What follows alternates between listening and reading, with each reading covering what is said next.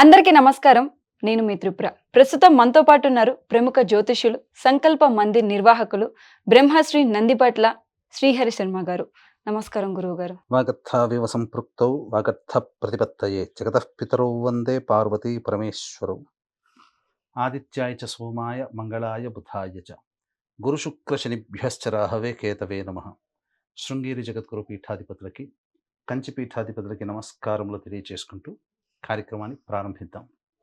గురువుగారు, శివరాత్రి రోజున ఈశ్వరుడికి ఏ సమస్య ఉన్న వాళ్ళు ఎటువంటి ద్రవంతో అభిషేకం చేయాలి? అలాగే ఏ పదార్థాలతో అభిషేకం చేస్తే ఎటువంటి పాపాలు పోతాయి గురువుగారు? మహాశివరాత్రి మనకు 15వ తారీఖు నాడు ఏర్పడుతుందమ్మా, ఆదివారం. అవును గురు. వీక్షించేటువంటి యూటీవీ డివోషనల్ ప్రేక్షకులు అందరూ కూడా గమనించాల్సింది ఏంటంటే, ఇది అద్భుతమైనటువంటి అవకాశం. ఈ మహాశివరాత్రి సందర్భంగా మనకు పాతార్క యోగముతో కలిసి వచ్చింది ఈసారి. హ్మ్. అంటే ఆదివారము వ్యతిపాత యోగము కలిస్తే ఇది పాతార్క యోగము. హ్మ్. ఈ రోజున విశేషం ఏంటనంటే, చేసేటువంటి పూజ కానీ, దానము కానీ, అలాగే అర్చన కానీ అనంతమైనటువంటి పుణ్య ఫలితాలు. అంటే 1000 సూర్యగ్రహణాలలో మనం పూజ, అర్చన, దానము చేస్తే ఎంత పుణ్య ఫలితం వస్తుందో ఈ ఒక్క రోజునే ఉన్నటువంటి రోజున వస్తుంది. పైపెచ్చు ఈ పాతార్క యోగము మహాశివరాత్రితో కలిసి రావడం అనేటువంటిది దుర్లభము. మళ్ళీ ఇటువంటిది మళ్ళీ వస్తుందో రాదో కూడా తెలియదు. కాబట్టి ఈ యొక్క మహాశివరాత్రి రోజున అంటే మామూలుగా మనం ఏ ఏ ద్రవ్యాలతో మనం రకరకాలుగా మనం అభిషేకాలు ఈశ్వరునికి చేస్తాం. కానీ మహాశివరాత్రి రోజున చేసేటువంటి విధానము శాస్త్ర ప్రకారం. హ్మ్. అంటే ఏ ద్రవ్యమునైనా పరమేశ్వరుడు స్వీకరిస్తాడు. కానీ కొన్ని ప్రత్యేకమైనటువంటి ద్రవ్యాలు, ప్రత్యేకమైనటువంటి యోగాలు, ప్రత్యేకమైన సంకల్పములు నెరవేరడం కోసం కొన్ని విశేషమైనటువంటి ద్రవ్యాలతో అభిషేకం చేయమని శాస్త్రం. కాబట్టి మహాశివరాత్రి పర్వదిన సందర్భంగా ఆ పూజా విధానం ఏమిటి? ఎలా చేయాలి? ఏ ఏ సమయాల్లో చేయాలి? అనేటువంటి దాన్ని మనం ఇంతకుముందు వీడియోలో అవును గురు. సవివరంగా తెలియచేసుకున్నాం. అవును. కాబట్టి ఎవరైతే ఇప్పుడు ఈ వీడియో చూస్తున్నారో, మహాశివరాత్రి రోజున జరిగేటువంటి విధానాన్ని, చేసేటువంటి పూజా విధానాన్ని కూడా ఈ వీడియోలో మరొక వీడియోలో చేసాం. అది కూడా మీరు దాన్ని ఫాలో అవ్వండి. సంపూర్ణముగా మీకు తెలుస్తుంది. ఇప్పుడు దానికి టు బి కంటిన్యూడ్‌గా మనం ఏ ఏ ద్రవ్యాలతో ఈశ్వరునికి అభిషేకం చెయ్యాలి? ఏ ఏ పుష్పములతో అర్చన చేయాలి? ఏ పుష్పాలతో అర్చన చేస్తే ఎటువంటి పుణ్య ఫలితం వస్తుంది? ఏ ద్రవ్యాలతో పూజ చేయడం వల్ల ఎటువంటి యోగాలు కలుగుతాయి? అనేటువంటి విషయాన్ని కూలంకషంగా తెలియజేసుకుందాం. ముఖ్యంగా వీక్షించేటువంటి ప్రేక్షకులు కూడా ఈ మహాశివరాత్రి పర్వదినం సందర్భంగా 15వ తారీఖు రోజున మహామహిమాన్విత సుప్రసిద్ధ కాశీ క్షేత్రంలో మీ యొక్క సంకల్పం నెరవేరాలనే సదుద్దేశంతో రుద్రపారాయణము, అలాగే రుద్రాభిషేకము అనేటువంటిది మహాశివరాత్రి సందర్భంగా కాశీక్షేత్రంలో జరిపించడం జరుగుతుంది లింగోద్భవ కాల సమయానికి. ఇక సూర్యగ్రహణము, భౌమ చతుర్దశి, అంగారక చతుర్దశి అని అంటారు. అటువంటిది సూర్యగ్రహణం కూడా ఏర్పడుతుంది వేరే దేశంలో. మన దేశంలో లేకపోయినప్పటికీ ఆ సమయము, కాలము చాలా ప్రభావవంతమైంది కాబట్టి మీ జాతకరీత్యా కలుగు అన్ని రకాల సమస్యల నివారణకి చండీ హోమము, మృత్యుంజయ హోమం, రుద్రహోమం, సుదర్శన హోమంతో పాటు మేష, మిథున, కర్కాటక, సింహ, కన్య, వృశ్చిక, ధనుస్సు, కుంభమీన రాశిలో జన్మించిన వారికి శని దోష నివారణార్థమే శనీశ్వర హోమం అనేటువంటిది ఈ యొక్క 17వ తారీఖు మంగళవారం మధ్యాహ్నం 3 గంటలకి ప్రారంభమవుతుంది. కాబట్టి 1 గంట లోపల మీ గోత్రనామాదులు కూడా ఈ కార్యక్రమంలో నమోదు చేసుకోవచ్చు. అతి సామాన్య మానవుడు కూడా పాల్గొనే విధంగా రూపకల్పన చేయడం జరిగింది. ఈ యొక్క కార్యక్రమంలో నమోదు చేసుకున్నటువంటి వాడికి శక్తిపాతము చేసినటువంటి కరుంగలి మాల ఇవ్వడం జరుగుతుంది. ఈ విషయాన్ని గమనించగలరు. ఇక మనం గమనించుకున్నట్లయితేనమ్మా, పరమేశ్వరునికి సంబంధించినటువంటి అభిషేకం చేసే ద్రవ్యాలలో ఏం చెప్పబడి ఉందంటే, పరమేశ్వరుడికి ఆవు పాలతో అభిషేకము చేస్తే సర్వ సౌఖ్యములు లభిస్తాయి. అలాగే ఆరోగ్ ఆరోగ్యం కావాలనుకునే వాళ్ళు, బలము, యశస్సు కావాలనుకునే వాళ్ళు ఆవు పెరుగుతో అభిషేకం చేయాలి. ఐశ్వర్యం కావాలి, ధనం కావాలి అనుకునేటువంటి వాళ్ళు ఆవు నేతితో ఈశ్వరుడికి అభిషేకం చెయ్యాలి. అలాగే మనకు అనేక రకాలుగా బాధపడేటువంటి, దుఃఖాలు కలిగేటువంటి సమస్యలుంటాయి. కాబట్టి శర్కరతో ఆ యొక్క అంటే శర్కర అంటే చాలామంది పంచదార తీసుకుంటారు. కానీ అది కాదమ్మా. మనకు నవ్వోద్గడ్డ, మిశ్రి అని అంటారు. ఇంతింత గడ్డలాగా వస్తుంది. హ్మ్. వాటిని మెత్తగా దంచి పొడి చేసి, ఆ పొడి చేసినటువంటి వాటితో ఈశ్వరుడికి అభిషేకం చేయాలి. ఇది చేసినట్లయితే సమస్త దుఃఖములు నశించిపోతాయి. మనకు చెప్పబడినటువంటిది. అలాగే తేనెతో గనక అభిషేకం చేసినట్లయితే ఆ యొక్క మనిషికి యశస్సు అంటే కీర్తి ప్రతిష్టలు పెరుగుతాయి. ఇక సంబంధించినటువంటిది చెరుకు రసముతో అభిషేకం చేసిన ధనాభివృద్ధి, ఉద్యోగ వృద్ధి అనేటువంటిది కలుగుతుంది. కొబ్బరి నీళ్లతో అభిషేకం చేస్తే సర్వ సంపదలు అభివృద్ధి చెందుతాయి. అంటే ఉన్న వాటికి తోడై ఇంకా గొప్పవాడవుతాడని శాస్త్రం.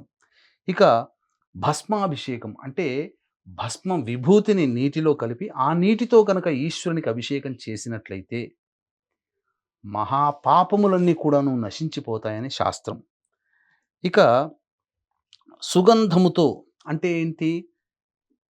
ఈ సంబంధించినటువంటి జాజికాయ, జాజి పూలు, జాపత్రి, అలాగే కుంకుమ పువ్వు మరియు ఇలాచి, అలాగే ఈ సంబంధించినటువంటి సుగంధాన్నిచ్చేటువంటిది చందనం. హ్మ్. అవి నీటిలో కలిపి ఆ నీటితో గనక అభిషేకం చేస్తే హ్మ్. సంతానవంతులవుతారు. పుత్ర హ్మ్. లాభము కలుగుతుంది హ్మ్. అని శాస్త్రం. అలాగే పుష్పోదకముతో అంటే పుష్పములు వేసి అంటే పుష్పముతో అభిషేకం కాదమ్మా. పుష్పములని నీటిలో వేసి ఆ నీటితో గనక అభిషేకం చేస్తే భూ సమస్యలు ఉన్నవాళ్ళు, హ్మ్. ఇల్లు కట్టుకోవాలనే కోరిక ఉన్నవాళ్ళు, లేదా మనం ఒక చోట ప్లాట్ తీసుకోవాలని అనుకుంటున్నాం. మనకు దొరకట్లేదు. ఆ ఏరియాలో దొరకట్లేదు. కాబట్టి ఈ పుష్పములని వేసినటువంటి నీటితో గనక అభిషేకం చేస్తే భూలాభం కలుగుతుందని శాస్త్రం.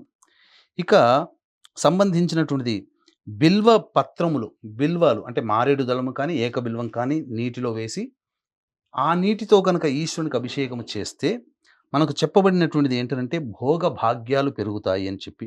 హ్మ్. అలాగే దూర్వోదకము అంటే మనకు గరిక దొరుకుతుంది కదమ్మా! అవును కదా! అది పూర్తిగా కాకుండా చివరన 3గా ఉంటుంది ఇట్లా. హ్మ్. ఇట్లా గరిక అనేది ఇట్లా చివరన 3గా ఉంటుంది. అంతవరకు ఆ 3గా ఉన్నదాన్ని తుంచి నీటిలో వేసి ఆ నీటితో గనక ఈశ్వరుడికి అభిషేకం చేస్తే కోల్పోయినటువంటి ద్రవ్యము, కోల్పోయినటువంటి రాజ్యము, పదవి, ఉద్యోగము ఇవన్నీ మళ్ళీ తిరిగి లభిస్తాయి. హ్మ్. ఇక నువ్వుల నూనెతో గనక అభిషేకం చేస్తే మనకు అపమృత్యు దోషములు తొలగిపోతాయి. హ్మ్. అంటే ఈ అనారోగ్య సమస్యలు కానీ, హ్మ్. లేకపోతే గండ దోషములు కానీ, బాలారిష్ట దోషములు కానీ ఉంటారు కదా! అటువంటి వారు ఈ శివరాత్రి రోజున నువ్వుల నూనెతో అభిషేకం చేస్తే ఆ దోషాలు తొలగిపోతాయి. రుద్రాక్షలని నీటిలో వేసి ఆ నీటితో గనక ఈశ్వరునికి అభిషేకం చేసినట్లయితే మహదైశ్వర్యం కలుగుతుంది. గొప్ప సంపన్నవంతుడవుతాడని శాస్త్రం. అలాగే ప్రతి మనిషికి బంగారు ఉంగరం ఏదో ఒకటి ఉంటుంది కదమ్మా! అవును ఆ గురుగారు. బంగారాన్ని ఆవు పాలతో శుద్ధి చేసి చక్కగా ఆ యొక్క బంగారాన్ని నీటిలో వేసి ఆ నీటితో కనుక ఈశ్వరునికి అభిషేకము చేస్తే దరిద్రము తొలగిపోతుంది. హ్మ్. దరిద్రాన్ని అనుభవించేటువంటి వాడు ఆ దరిద్ర నాశనం కలిగిపోతుంది. ఇక అన్నముతో ఈశ్వరునికి అభిషేకం చేస్తే రాజ్య ప్రాప్తి, అలాగే ఆయుష్షు వృద్ధి అవుతుంది. సుఖజీవనము, మోక్ష ప్రాప్తి కలుగుతుంది. ద్రాక్ష పళ్ళతో అభిషేకం చేస్తే అన్ని పనులలో విజయం కలుగుతుంది. హ్మ్. హ్మ్. ఇది శాస్త్రంలో చెప్పబడి ఉంది. అలాగే ఖర్జూర ఫల రసము అంటే హ్మ్. ఖర్జూర పండ్లని బాగా నీటిలో పెట్టి పిసికితే రసంగా తయారవుతుంది. అవును గురు. ఆ యొక్క ఖర్జూర ఫల రసముతో ఈశ్వరునికి అభిషేకం చేస్తే మనం చేసే ప్రతి ప్రయత్నంలో ఆటంకాలు హ్మ్. శత్రుహాని అని అంటారు. హ్మ్. అంటే మనం చేసే ప్రయత్నంలో ఆటంకాలు, ఆ ఆటంకాలనే హర్డిల్స్. హ్మ్. అవే మనకు శత్రువులుగా భావన చేసుకోవాలి. హ్మ్. ఆ ఆటంకాలు తొలగిపోతాయి. ఓకే గురు. ఇక నేరేడు పండ్ల రసముతో చేస్తే ఇప్పుడు మనిషి అనేటువంటి వాడు ప్రతి దాని మీద ఏదో ఒక దాని మీద వైరాగ్యం రావాలి. అవును. అంటే దీన్ని ఎలా తీసుకోవాలి? చాలా వివరంగా చెప్తున్నానమ్మా. హ్మ్. మందు తాగేవాడు అలవాటుంటుంది. హ్మ్. పేకాట ఆడే అలవాటుంటుంది. లేదా ఆడవాళ్ళకి సంబంధించినటువంటి బాధ ఏంటంటే, నా భర్త వేరే స్త్రీలతో ఎక్కువగా వెళుతున్నాడు అనేటిది. వాటి మీద వైరాగ్యం రావాలి. హ్మ్. ఆ వైరాగ్యం రావాలి. ఏదైనా సంబంధించినటువంటి ఒక దాని మీద బాగా మక్కువ పెంచుకుంటారు. హ్మ్. ఎనలేని మక్కువ. చాలామంది చెప్తుంటారు, "ఆ మక్కువ నువ్వు తీర్చుకోవాలి రానంటే, నా వల్ల కావట్లేదు" అని చెప్పి అనుకుంటున్నారు. అంటే స్వీట్ తినాలనే కోరిక ఉంటుంది. షుగర్ ఉంటుంది. కానీ ఆరోగ్యం పాడవుతుంది. కాబట్టి ఆ కోరిక పోవాలి అన్నా కానీ, లేదా మనము ఏదైనా కానీ మన సంబంధీకులు ఈ సంబంధించినటువంటి సప్త వ్యసనాలతో బాధపడుతున్నారు. వాళ్ళకి ఆ వ్యసనం మీద విరక్తి హ్మ్. కలగాలన్నా, అప్పుడు చెప్పబడినటువంటిది ఏంటంటే నేరేడు పండ్ల రసముతో అభిషేకం చేయమన్నారు. హ్మ్. తర్వాత కస్తూరి జలముతో గనక అభిషేకం చేస్తే చక్రవర్తిత్వము, కస్తూరి దొరుకుతుంది. అది నీటిలో వేసి అభిషేకం చేసి చక్రవర్తి అనంటే ఈ కాలంలో చక్రవర్తి లేదు. ఇప్పుడు ఒక మేనేజర్‌గా ఉన్నటువంటి పోస్ట్ వాడికి డైరెక్టర్ పోస్ట్ వస్తుంది. ఓకే. అంత గొప్పగా హ్మ్. కస్తూరి జలముతో అభిషేకం చేయాలి. నవరత్నాలని వేసినటువంటి జలముతో అభిషేకం చేస్తే ధాన్యము, భూమి ఇవన్నీ కూడా సమస్తమైనటువంటి సంపదలు కలుగుతాయి. మామిడి పండ్ల రసముతో కనుక అభిషేకం చేస్తే దీర్ఘ వ్యాధులుంటాయి. ఇప్పుడు క్యాన్సర్ రోగంతో కానీ, హ్మ్. లివర్ ప్రాబ్లమ్‌తో కానీ, అలాగే ఈ సంబంధించినటువంటి కిడ్నీ ప్రాబ్లమ్స్, హ్మ్. పెరాలిసిస్ ఇవన్నీ దీర్ఘకాలికంగా బాధించే రోగాలు. అవును. అటువంటి వాళ్ళకి మామిడి పండ్ల రసంతో అభిషేకం చేస్తే ఈ శివరాత్రి రోజున దొరుకుతుందా లేదా అని అనకండి. బయట టిన్‌లో అమ్ముతారు. మామిడి పండ్ల రసం ఒరిజినల్ టిన్‌లో దొరుకుతుంటాయి. హ్మ్. ఆ రసంతో అభిషేకం చేస్తే దీర్ఘకాలికంగా బాధించే వ్యాధులు నాశనమవుతాయి. ఇక స్త్రీలకి ముఖ్యంగా సౌభాగ్యప్రదం కావాలి, మంగళప్రదం కావాలి. అమ్మవారు పొందినటువంటి దీర్ఘాయుష్మంతుడైనటువంటి భర్త ఆ విధంగా మనకు కలగాలి అంటే పసుపుని నీటిలో వేసి ఆ నీటితో ఈశ్వరునికి అభిషేకం చేయమని శాస్త్రం. ఇక మనకు శాస్త్రంలో చెప్పబడినటువంటిది ఇంకా గొప్పగా చెప్పబడింది ఏందనంటే శం ఈశ్వరుడికి స్వచ్ఛమైనటువంటి నీటితో గనక అభిషేకము చేస్తే మనం చేసినటువంటి 10 అపరాధములు హ్మ్. ఏదైనా 10 రకాల 10 పాపాలు తొలగిపోతాయి. స్వచ్ఛమైన జలముతో ఈశ్వరునికి అభిషేకం చేస్తే. అలాగే ఆవు పాలతో చేస్తే 100 అపరాధాలు. ఆవు పెరుగుతో చేస్తే 1000 రకాల అపరాధాలు. ఆవు నేతితో చేస్తే 3000 అపరాధాలు. పట్టు తేనెతో గనక చేస్తే 5000 అపరాధాలు. పంచదార పానకముతో అభిషేకం చేస్తే 8000 అపరాధాలు. చెరుకు రసముతో చేస్తే 10,000 అపరాధాలు. మామిడి పండ్ల రసంతో చేస్తే 20,000 అపరాధాలు. కొబ్బరి నీళ్లతో అభిషేకం చేస్తే 30,000 అపరాధాలు. ద్రాక్ష పండ్ల రసముతో చేస్తే ఒక అర్బుదం అంటే 1,00,000 అపరాధాలు. అలాగే నువ్వుల నూనెతో చేస్తే 2 అర్బుదములు. అంటే ఈ విధంగా 2,00,000 పైన. పన్నీరుతో అభిషేకం అమ్మ ఈశ్వరుడికి పరమ ప్రీతికరమైనటువంటిది ఏంటంటే పన్నీరుతో అభిషేకం చెయ్యాలి. హ్మ్. అత్తరుతో, సుగంధ ద్రవ్యాలతో అభిషేకం చేయాలి. అందుకే మీరు కాశీ క్షేత్రంలో ఎప్పుడైనా గనక శివలింగానికి అభిషేకం చేస్తున్నట్టు చూస్తే ప్రత్యేకముగా సు సుగంధ భరితమైనటువంటి అత్తరుని అభిషేకంగా చేస్తారు. హ్మ్. ఒక చిన్న వెండి గిన్నెలో పెట్టి ఆ స్వామివారికి ధారగా పోస్తారు. అది అత్తరు. హ్మ్. ఆ విధంగా అభిషేకం చేస్తే లెక్కలేనన్ని అపరాధాలన్నీ చేసిన పాపములన్నీ తొలగిపోతాయి.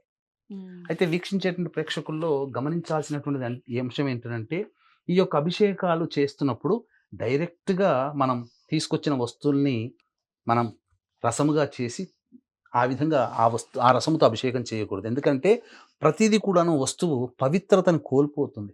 హ్మ్. మనం మాట్లాడుతుంటేనో అనేక మంది చేతుల మారి వస్తుంది. పండ్లు అమ్మేవాళ్ళు కావచ్చు. ఇలా ఈ తీసుకొచ్చిన వ్యక్తులు కావచ్చు, తయారు చేసే వ్యక్తులు కావచ్చు, వాళ్ళ యొక్క మనస్తత్వానికి తగ్గట్టుగా, ఆ శరీరానికి తగ్గట్టుగా ఆ రస ప్రభావం కూడా చేరుతుంది.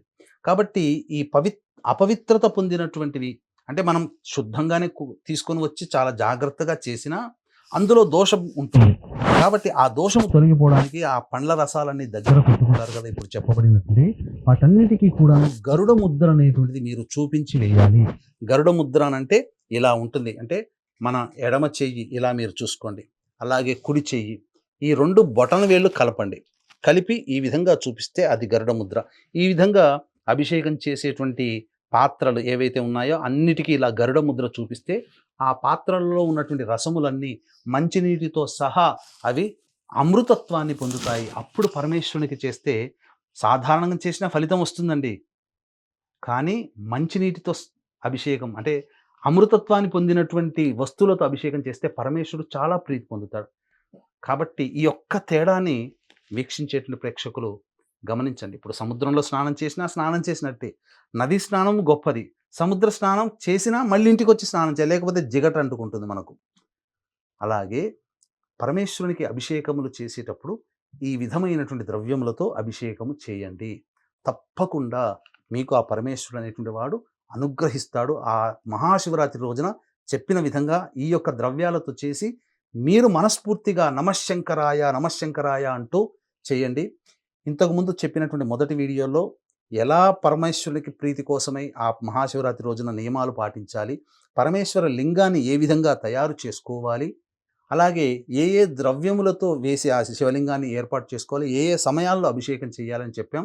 ఈ యొక్క రెండవ వీడియోలో ఏ ఏ జలములతో ఏ ఏ రసములతో అభిషేకం చేస్తే ఎటువంటి ఫలితాలు అనేటువంటివి కలుగుతాయో తెలుసుకున్నారు కదా. ఇక మూడవ వీడియోలో ఏ ఏ దోషములు తొలగిపోవడానికి ఏ ఏ పుష్పాలతో అర్చన చేయాలనే విషయాన్ని కూడా సవివరంగా తెలియచేసుకుందాం. అలాగే కాశీ క్షేత్రంలో మహాశివరాత్రి రోజున సందర్భంగా కాశీ క్షేత్రంలో రుద్రపారాయణము, రుద్రాభిషేకము జరపబడుతుంది.